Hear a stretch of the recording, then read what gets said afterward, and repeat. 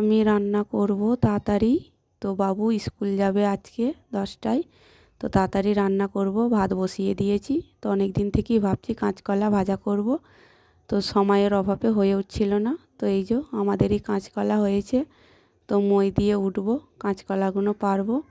তো আজকে রান্না করব পালং শাক, আলু, কাঁচকলা, শিম ভাজা, কাঁচকলা ভাজা করব আর ওইগুলো একটা ঘ্যাঁট করব। তো এই যে কাঁচকলা পাড়া হয়ে গেছে, ভাত দেখব হয়েছে কি। তো আনাজ এবার কাটবো, আনাজগুলো রেখেছি কাটবো বলে। তো ভাত হয়ে গেছে, শুকনো লঙ্কা ফোড়ন দেবো শাক তরকারিটা।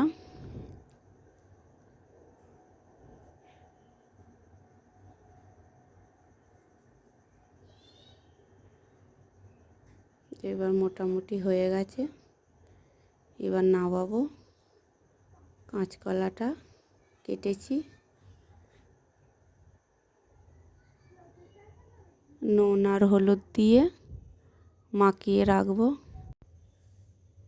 এই যে এবার ভালো করে মাখিয়ে নিয়েছি। এবার উনুনে তাওয়া গরম করব, গরম হয়ে গেছে, তেল দেবো। তো এরকম ভাজলে মোটামুটি কাঁচকলাগুলো খুব সুন্দর লাগে খেতে। এবার ছাড়বো গরম তেলে, দু পিঠ লাল লাল করে ভেজে নেব।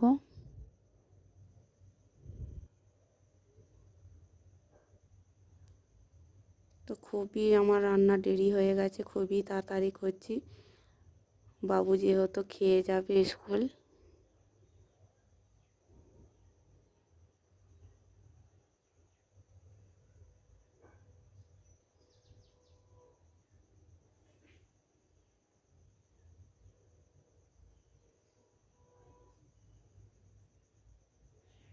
দু পিঠ ভালো করে ভেজে নেব।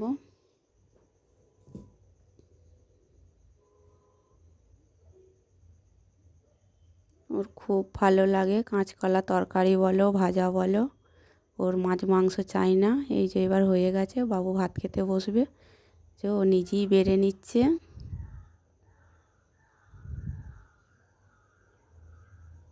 তো এবার ভাত খেতে বসবে।